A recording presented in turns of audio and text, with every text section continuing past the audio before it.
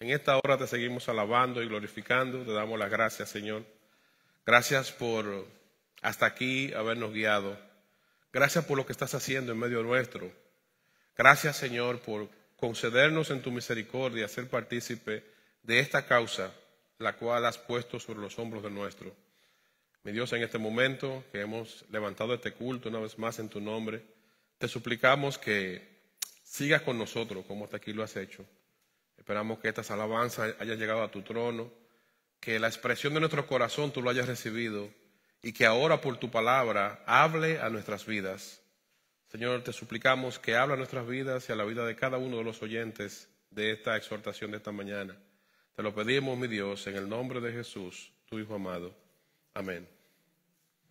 Olvidé decirle también que Néstor no se siente bien, está bregando con una alergia y por eso no lo ven aquí hoy. Hoy seguimos nuestro mensaje en el libro de Juan, ahora en el capítulo 11. Y los versículos 30 al 37, que son la porción bíblica que vamos a estar reflexionando hoy, le hemos dado como título, en base a lo que la palabra enseña en esos versículos, la bendición del carácter compasivo de Cristo. Cuando leemos Juan 11, versículos 30 al 37, en la Biblia del lenguaje sencillo, nueva traducción viviente, dice de la siguiente manera: Jesús todavía no había entrado en la aldea, sino que estaba en el lugar donde Marta le había encontrado. Entonces los judíos que estaban en la casa con ella y la consolaban, cuando vieron que María se había levantado deprisa y salió, la siguieron diciendo: va al sepulcro a llorar allí. María, cuando llegó a donde estaba Jesús, al verle, se postró en sus pies diciéndole: Señor, si hubieses estado aquí, no habría muerto mi hermano. Jesús entonces, al verla llorando, y los judíos que le acompañaban también llorando, se estremeció en espíritu y se conmovió. Y le dijo: ¿dónde le pusisteis? Le dijeron: Señor, ven y ve. Jesús lloró, el versículo más corto. El versículo 36 dice: dijeron entonces los judíos: mirad cómo le amaba. Y algunos de ellos dijeron: ¿no podía este que abrió los ojos al ciego haber hecho también que Lázaro no muriera? Amén. Dios bendiga su palabra y añada bendición a nuestras vidas con ella. Esta porción que acabamos de leer en la Biblia Nueva Traducción Viviente, donde en estos versículos del 30 al 37 del capítulo 11, es una porción que muestra, como decíamos en el principio en el título, el carácter compasivo de Jesús. Esa parte que describe al Señor Jesús en su carácter, en la forma que, cuando hablamos del carácter de una persona, son las cosas que lo describen, las cosas que yo puedo decir que caracterizan a ese individuo, a esa persona que estamos describiendo. En el caso que nos compete hoy, estamos viendo el carácter compasivo del Señor, la ternura y la profundidad con la que el Señor maneja el sufrimiento de las personas. Jesucristo mostró, mientras estuvo aquí en la tierra, que tiene compasión del dolor ajeno, del dolor de los demás. Y no solamente que tiene compasión, sino que también hay una forma tierna y profunda con la que maneja esa compasión. Ahora, ¿qué es compasión? ¿Qué significa compasión? ¿Qué fue eso que Jesús mostró, que nosotros conocemos como compasión? Cuando nosotros hablamos de compasión, todo el mundo tiene una idea general de lo que es compasión, de lo que más o menos conocemos como compasión. Pero cuando vamos al origen de la palabra compasión, vemos que es una palabra que se deriva del latín, que en latín se llama compati y que significa sufrir con. Sufrir con. Por eso, cuando sentimos compasión por una persona, la consolamos, la ayudamos y la defendemos si es necesario. Cuando nosotros sentimos, empatizamos con el dolor de alguien y esa empatía llega al nivel de la compasión, entonces nosotros la ayudamos, le tratamos de dar ánimo, nos solidarizamos. Porque a veces yo puedo decir, ay, mira, está sufriendo esta persona, qué pena, estoy empatizando con su dolor. Ahora, si yo no hago nada, me quedé en la empatía. Ahora, cuando yo la miro a esa persona con compasión, de acuerdo a lo que le enseña la Biblia y la definición de este término de compasión, entonces yo voy a consolar, yo voy a ayudar y yo voy a defender, si fuera necesario. O sea, con su conducta Jesús mostró ser compasivo. Jesús caminó durante un ministerio terrenal, o sea, su vida pública de 3 años, y en ese tiempo que Jesús caminó y mostró el carácter de Dios y lo que quería para cada uno de nosotros, Él mostró ser un hombre compasivo en su condición de hombre, porque en su condición de Dios sabemos que lo es, pero en su condición de hombre también mostró ser compasivo. O sea que cuando una persona está pasando por momentos difíciles, Jesús comprende lo que es. Porque en este evento que estamos hablando, en estos versículos que estamos leyendo, estamos viendo lo que fue la muerte y resurrección de un amigo de Jesús llamado Lázaro. Y cuando Jesús se entera de la noticia, aún siendo Dios, Jesús lloró.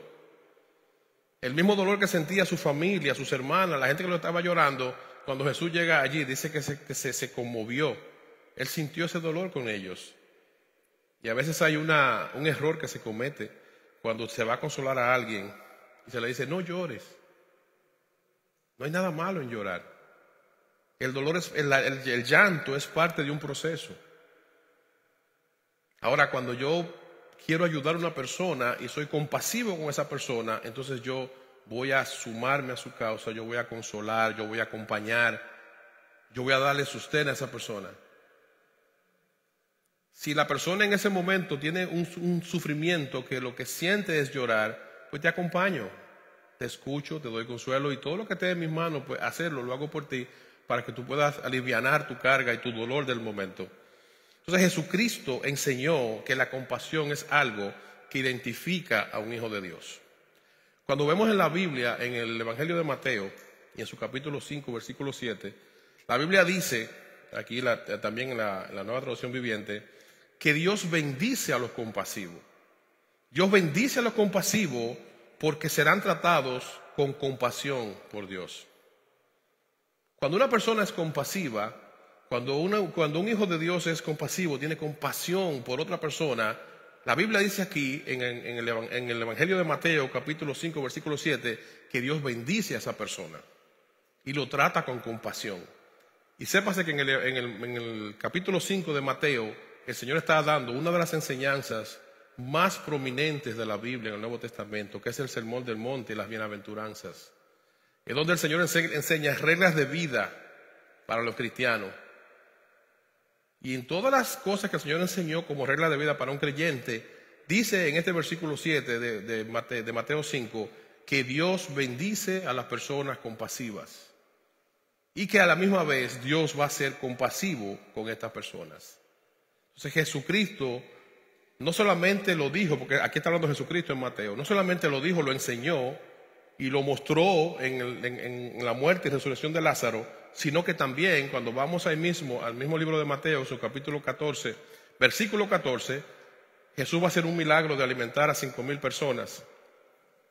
Y cuando Jesús va a hacer ese milagro, dice la Biblia, en este versículo 14 de Mateo 14, y dice, hablando de Jesús, dice, y saliendo Jesús vio una gran multitud. O sea, Jesús andaba enseñando y en ese momento, por iba a hacer ese milagro, dice aquí, que saliendo Jesús, vio una gran multitud y dice, y tuvo compasión de ellos y sanó a los que de ellos estaban enfermos.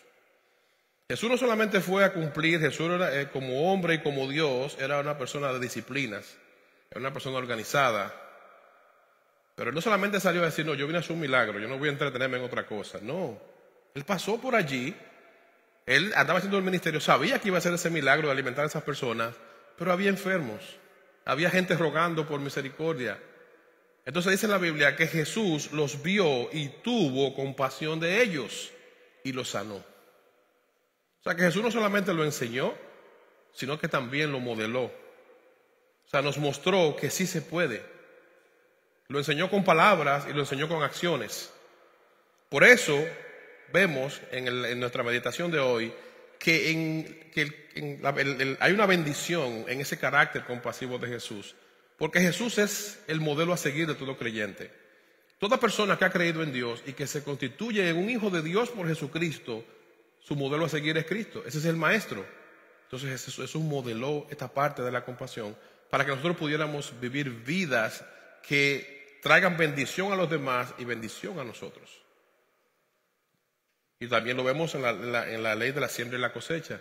La misma Biblia enseña que lo que el hombre siembra, eso cosecha. ¿Usted quiere vivir una vida en paz con Dios y con los hombres? Camine bajo los estamentos de Dios. Procure, claro, siempre sabemos que como humanos, siempre de alguna manera le vamos a fallar a Dios. Y eso nosotros lo sabemos, estamos conscientes porque hay una naturaleza caída con la cual luchamos. Ahora, la intención de mi corazón debe ser todo el tiempo glorificar a Dios y hacer la voluntad de Dios de una manera satisfactoria, o sea, no como una imposición, sino porque yo deseo hacerlo, porque yo me deleito en hacerlo, porque yo amo a Dios y yo quiero hacer la voluntad de Dios. Ese es el deseo de mi corazón, debe ser el deseo del corazón de cada cristiano. Y Dios, en su misericordia, cuando Jesucristo vino a la tierra, mostró a través de Jesucristo compasión en la forma en cómo Jesús se comportaba, en el carácter de Jesús. Y cuando Jesús hace estos actos, y todavía cuando Dios a través de Jesucristo hace actos de misericordia y de compasión, añade bendición a la vida de las personas. En esos momentos donde la compasión entra en juego entre los cristianos, entre los hijos de Dios, se añade bendición. No solamente por el acto mismo de ejercer un favor y una ayuda a la persona necesitada, sino que en general eso salpica bendiciones en el entorno donde lo hacemos. Mira lo que dice la Biblia. Cuando leemos aquí, en este capítulo 11 de Juan, en el versículo 31, dice que entonces los judíos que estaban en la casa, o sea, hablando del momento de la muerte de Lázaro, cuando las hermanas lloraban y la gente lloraba en la casa de María y Marta, dice entonces los judíos que estaban en la casa con ella y la consolaban, cuando vieron que María se iba levantando deprisa y salía, la siguieron diciendo, va al sepulcro a llorar. Y el 33 dice, Jesús entonces, al verlo llorando, y a los judíos que la acompañaban también llorando, se estremeció en espíritu y se conmovió. Hay un escenario aquí que dice el 31, que los judíos que estaban en la casa con ella y la consolaban. O sea, habían personas consolando a estas hermanas del que había fallecido. Aquí estas personas estaban ejerciendo compasión, estaban sintiendo el dolor ajeno y estaban sumándose. Por eso cuando estaban haciendo lo que la Biblia dice, llorar con los que lloran. Estaban practicando lo que la palabra dice en el versículo 31. En el 33 volvemos a ver cómo dice que entonces Jesús, cuando llega a este escenario y ve a esta gente llorando, ve a la familia llorando, pero también ve a las personas que están consolando a esa familia, que también estaban llorando. Él se estremeció y tuvo compasión de ellos. Y en esa compasión de Jesús, Jesús añade bendición a esta familia y a estas personas que la acompañaban. Eso lo vamos a ver un poquito más adelante. Las personas que acompañaban a Marta y a María eran personas del pueblo. Y por el relato bíblico, por lo que podemos ver en la historia bíblica, aparentemente ellos no conocían el trasfondo de estas mujeres, que habían sido personas que tenían una fe, que tenían una esperanza y que habían sido discipuladas en el Evangelio por el mismo Jesucristo. Lázaro y sus hermanas habían sido discipulados en el Evangelio. Ellos eran gente de fe y vivían su vida con una esperanza en Dios. Ahora, ¿qué pasa? En ese momento de dolor, ellos no habían perdido su fe, pero estaban pasando por un momento doloroso. Y es a veces lo que podemos confundir. El hecho de que yo me sienta triste, el hecho de que yo me sienta decaído por la pérdida de un ser querido o por una situación difícil, no quiere decir que he perdido mi fe. Hay a veces un tema que se debate mucho entre lo que es la fe y la razón. La fe no tumba la razón. Todo lo contrario, la fe fortalece la razón. Porque la fe es sobrenatural, pero no es irracional. Entonces, nosotros muchas veces podemos confundir en el ejercicio de nuestra fe, de creer en Dios, de tener esperanza en Dios, en las promesas de la palabra de Dios, podemos confundir el proceso del dolor. Y el dolor es un proceso que, según lo que la Biblia nos enseña, que purifica al ser humano. En los momentos de dolor, las personas somos más reflexivos, pensamos más, bajamos la guardia, ¿verdad? Como decimos, cuando usted está en un momento de dolor, usted es más analítico. Usted tiende más a ponerse en el zapato del otro porque usted sabe lo que se siente. Son formas que el Señor permite para moldear nuestro carácter y para que nosotros podamos frenar a veces con las agendas aceleradas que llevamos en la vida. Y estas personas que la acompañaban, como decía hace un momento, se compadecieron porque acudieron a consolar a estas mujeres. Cuando decimos que Dios bendijo la vida de estas personas, lo decimos porque la Biblia nos muestra aquí que ellos, al mostrar compasión por las hermanas de Lázaro, estar en ese momento y en ese espacio les permitió experimentar la bendición de ver el milagro de la resurrección. Uno de los milagros más impactantes que la Biblia enseña. Cuando Jesús resucita a Lázaro, imagínese usted en ese momento de la historia ver levantar a un muerto que tenía días en una tumba, que las mismas hermanas decían cuando Jesús dijo que se moviera la piedra: Señor, pero ya hiede, o sea, ya ese cuerpo debe estar descompuesto, ¿no? ¿Sabe? Ellas en su mente limitada entendían lo racional, que ya tenía 2 o 3 días y ya era lógico que ese cuerpo se estaba descomponiendo. Pero no sabían que estaban frente al milagro quizás el de más trascendencia aparte de la salvación que muestra la Biblia, el de la resurrección de los muertos de Lázaro. Entonces, el Señor en su misericordia le permitió a esta gente que estaban junto a esta familia, no solamente a la familia, sino también a ellos, que fueran partícipes de esa bendición. Ahora, ¿dónde está la bendición en que el Señor le permitiera verlo? ¿Simplemente que fueran partícipes de algo sobrenatural? ¿O simplemente que ellos dijeran: oh, se murió, resucitó, qué bueno, ya lo tenemos de vuelta? No, era más que eso. Cuando el Señor hacía milagros, la Biblia nos enseña que en los milagros hay propósito. Los milagros no solamente fueron hechos en la Biblia, los milagros, y en el día de hoy, cuando el Señor opera milagros, no pasan simple y llanamente para despertar el morbo de las personas o para llenar un vacío emocional. Todo eso puede contribuir, cuando el Señor obra un milagro y obraba milagros, contribuía en el bienestar de las personas y contribuye en el bienestar de las personas. Ahora, bíblicamente, cuando un milagro se opera y cuando un milagro fue operado en la historia bíblica, la Biblia enseña que ese milagro tenía propósito. El mismo Evangelio de Juan, en su capítulo 2, versículo 11, cuando Jesús se encuentra en su primer milagro, el primer milagro que Jesús hizo ya en su ministerio público fue en una boda donde faltó el vino. Y vinieron a le traen la queja al Señor y le dicen: Maestro, mira, se acabó el vino. La misma madre de Jesús le trae la situación. Y Jesús, hijo obediente, ¿verdad? Porque como hombre y como Dios se sujetó a las reglas terrenales y celestiales. Y en sus reglas terrenales, como hijo, es la madre que le está hablando. Y cuando la madre le dice: mira, Jesús, se acabó el vino. Y la madre entendía que Jesús podía hacer algo por el poder sobrenatural que tenía. Y Jesús, ya no voy a entrar en toda la historia, pero Jesús en este momento de este milagro, dice aquí en este versículo 11, capítulo 2 de Juan, que cuando iba a hacer ese milagro, dice que esta señal, dice la Biblia, cuando Jesús va a hacer este milagro, dice que esta señal específica de ese primer milagro, en Caná de Galilea, marcó la primera vez que Jesús reveló su gloria. Marcó la primera vez que Jesús reveló su gloria. Y sus discípulos creyeron en él. Cuando el Señor opera un milagro, el propósito que la Biblia enseña de un milagro es que la gloria de Dios sea revelada. El poder sobrenatural de Dios sea revelado. Que nosotros entendamos nuestra limitación y el poder sobrenatural de Dios.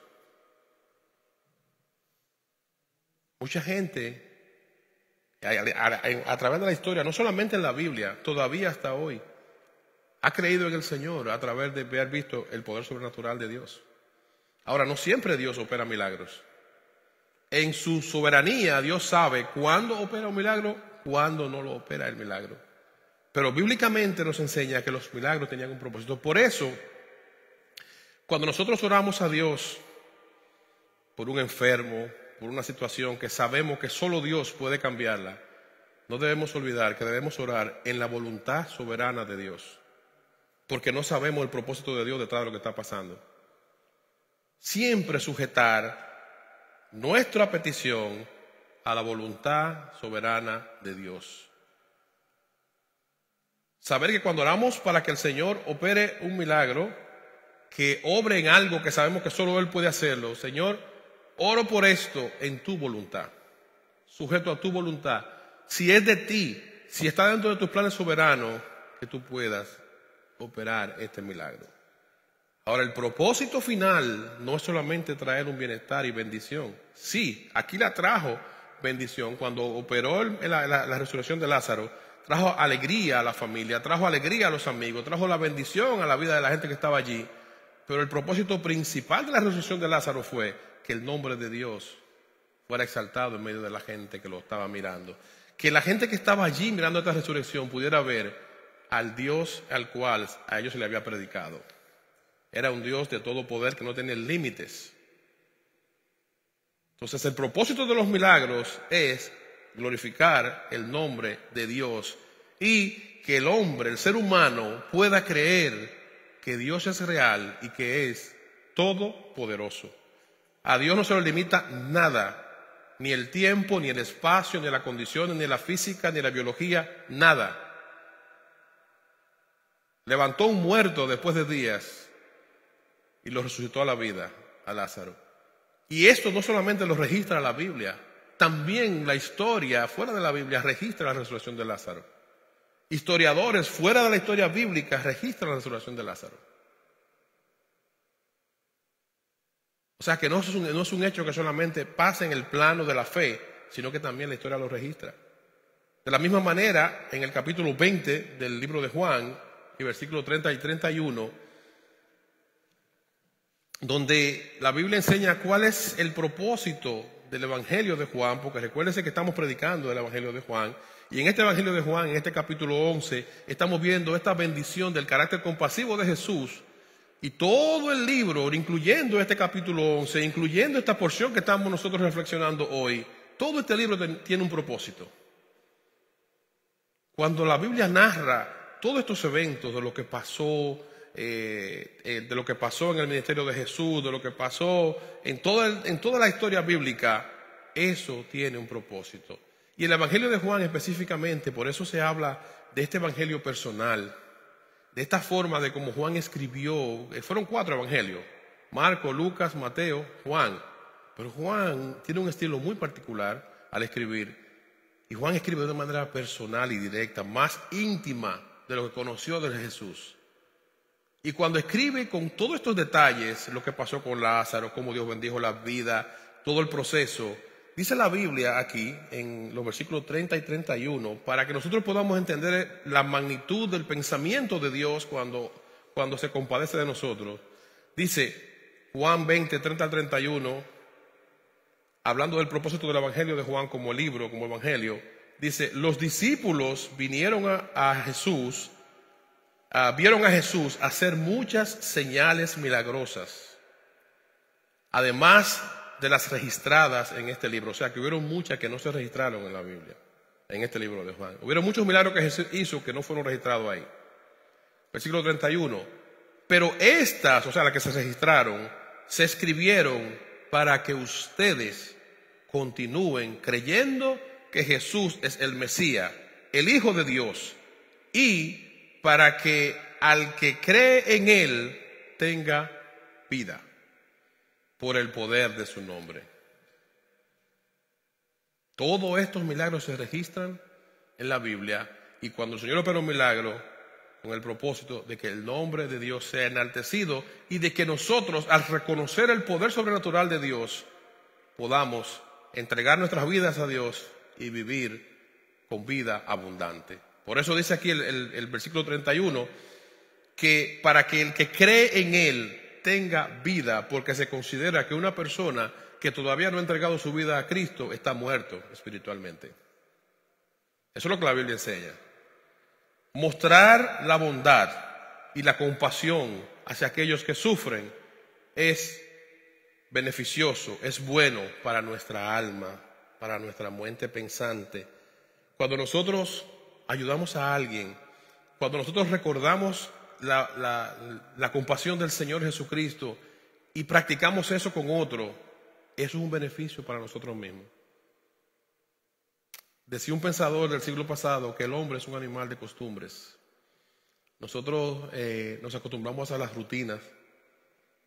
Fíjese que, por ejemplo, hay personas que se levantan todos los días a una misma hora y hacen las mismas cosas todos los días. Se levantan, el aseo personal, los que toman café se preparan un café, los que hacen ejercicio se van a hacer a su gimnasio o hacen ejercicio en la casa. O sea, si cada uno de nosotros nos evalúa cuál es mi rutina cada día cuando me levanto, casi siempre uno repite los mismos patrones. O se sienta un rato primero en la cama, o hace esto. Los que somos creyentes que tienen su momento devocional, su tiempo de oración. O sea, la persona crea rutinas. Entonces nosotros, cuando practicamos las disciplinas de la vida espiritual de un creyente, nosotros añadimos bendición a nuestra mente, porque comenzamos a vivir una vida también espiritualmente organizada. No vivimos como dice un buen refrán por ahí, no vivimos la pedra, sino vivimos por orden. Nos vamos acostumbrando a hacer las cosas. Es como usted se acostumbra a hacer el bien y eso va a ser automático en usted.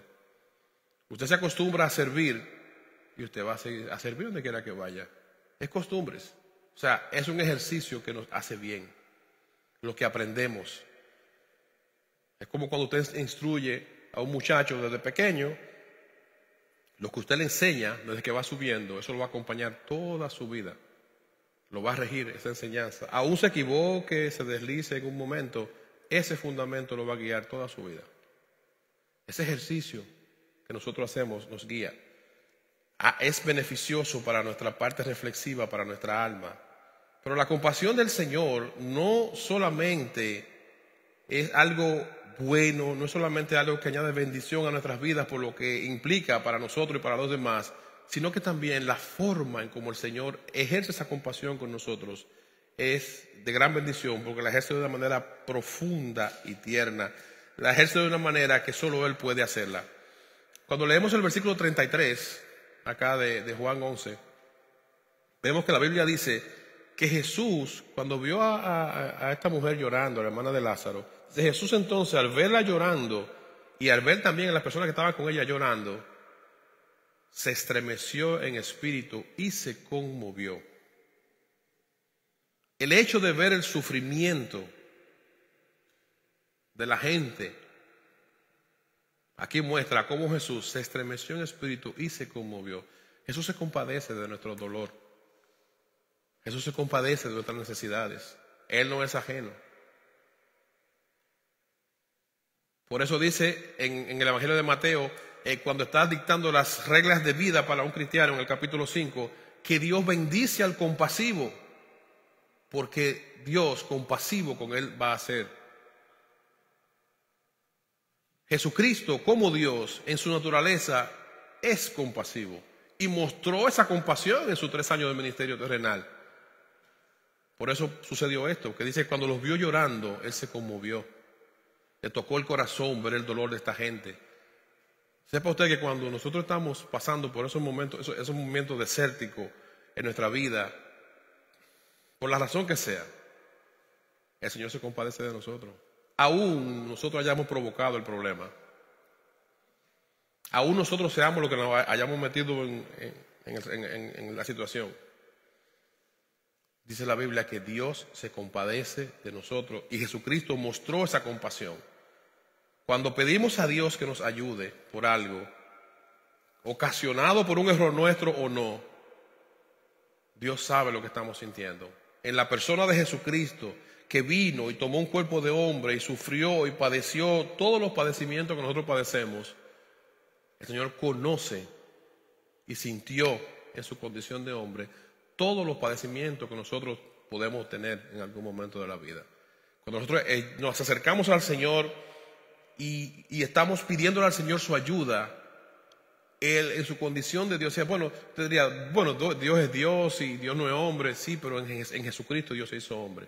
Y conoce nuestro padecimiento y sabe lo que se sufre, sabe cuando usted está sin esperanza, sabe cuando usted tiene un momento donde usted se le va el ánimo, cuando usted tiene desesperación, cuando usted tiene tristeza. El Señor lo conoce todo eso, Él no es ajeno.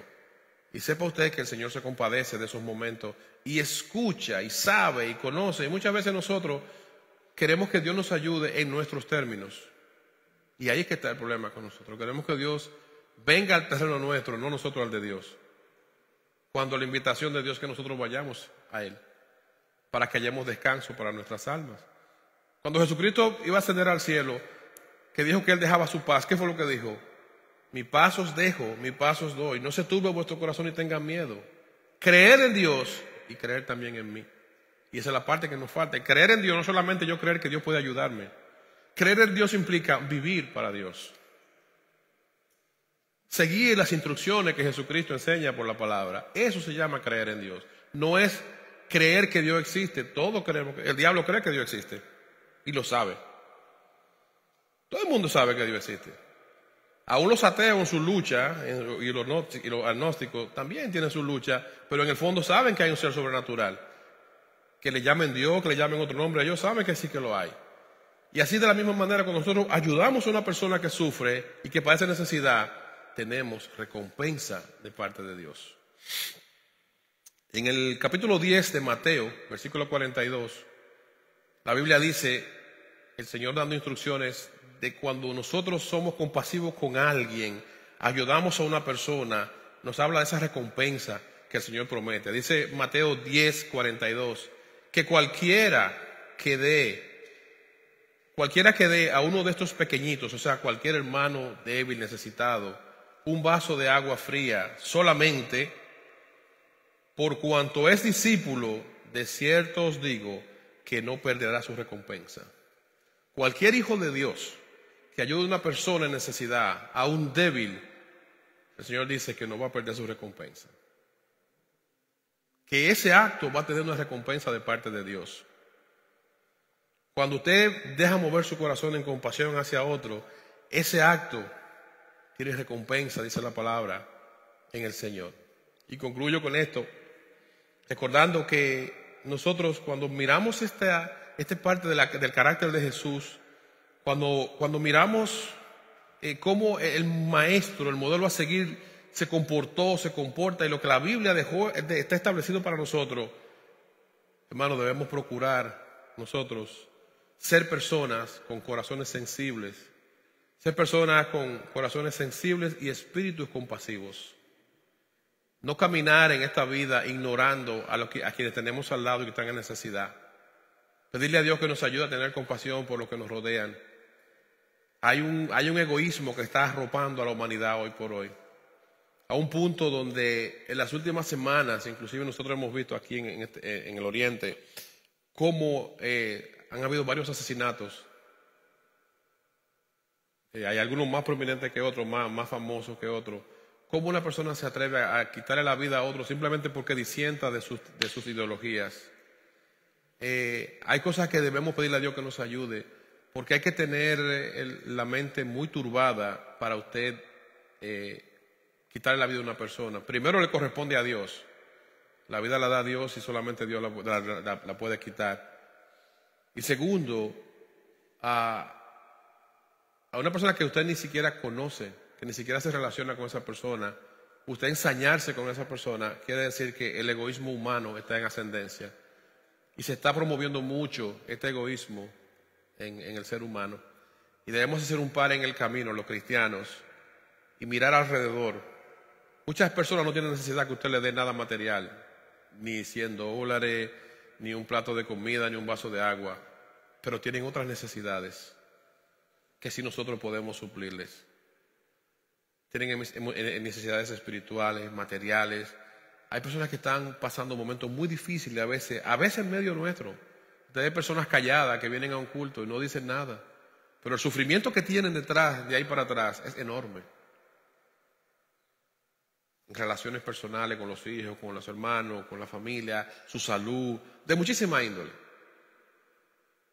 Personas que están pasando mucho sufrimiento, y pidámosle a Dios que nos ayude a ser compasivos con las personas que nos rodean, a cada vez más no limitarnos, no estar juzgando a las personas, sino orar por ellos, extender el amor de Dios, a modelar ese carácter que Jesús nos enseñó, procurar ser de bendición a la gente que nos rodea. Sea cuando no hay cosa más bonita que una persona, cuando esa persona puede ver la misericordia de Dios en otro. Cuando usted ve que usted cometió un error y usted ve que la otra persona sabe que usted cometió ese error, pero le tiende la mano en el nombre del Señor, eso es misericordia. Tu error es tu asunto con el Señor. Ahora yo, en el nombre de Cristo, te digo, yo estoy aquí. Obviamente usando la prudencia, el sentido común, el discernimiento espiritual que tenemos para los actos que hacemos, pero sí saber que nosotros estamos llamados a ser compasivos con el dolor ajeno. La Biblia dice en 1 de Juan, capítulo 4, versículo 20, que si alguno dice, yo amo a Dios y aborrece a su hermano, es mentiroso. Pues el que no ama a su hermano, a quien ha visto, ¿cómo podrá amar a Dios a quien no ha visto? Si yo no puedo expresar el amor a una persona que tengo al lado, mucho menos lo puedo mostrar a Dios a quien no he visto. Dice aquí 1 de Juan. Jesucristo mostró su compasión por las personas que sufren y espera que nosotros mantengamos ese mismo carácter para que podamos nosotros hacer también lo mismo. Jesucristo modeló lo que Él quiere que nosotros hagamos. Que Dios nos ayude a ser compasivos, que Dios nos ayude a imitar a Cristo y nos ayude a amar a las personas que nos rodean. Vamos a orar. Señor y Padre nuestro, te doy las gracias en esta hora. Gracias por tu palabra, por la bendición que ella trae a nuestras vidas. Gracias, Señor, por esta porción de este Evangelio de Juan, que nos recuerda este carácter compasivo de nuestro Maestro, nuestro Señor Jesucristo. Señor, gracias porque esta tu palabra añade bendición a nuestras vidas y bendición a la vida de otros que podrán ser impactados por esta reflexión a la cual tú quizás nos muevas muchos de nosotros a reanalizar lo que estamos haciendo en medio nuestro. Gracias, Padre, gracias por tu compasión, gracias por tu amor, gracias por Jesucristo, gracias por tu ser con nosotros, un Dios todopoderoso, un Dios de amor, un Dios de misericordia, el cual quizás muchas veces ni merecemos que seas con nosotros así, pero como tú eres Dios, como es tu esencia, mi Dios, ayúdanos nosotros a procurar vivir de acuerdo a lo que tú nos enseñas, por Jesucristo, por tu palabra. Gracias, Padre. Gracias una vez más por tu amor y misericordia. Oramos en el dulce nombre de tu Hijo amado Cristo Jesús. Amén.